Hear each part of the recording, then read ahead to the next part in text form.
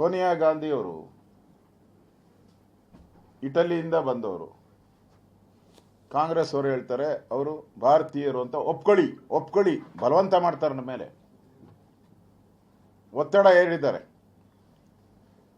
ಹಿಂದೆ ಉಮಾಭಾರತಿಯವರೆಲ್ಲ ಹೋರಾಟ ಮಾಡಿದ್ದಾರೆ ಇದ್ರ ಬಗ್ಗೆ, ಅವ್ರು ಪ್ರಧಾನಮಂತ್ರಿ ಆಗೋ ಸಂದರ್ಭದಲ್ಲಿ.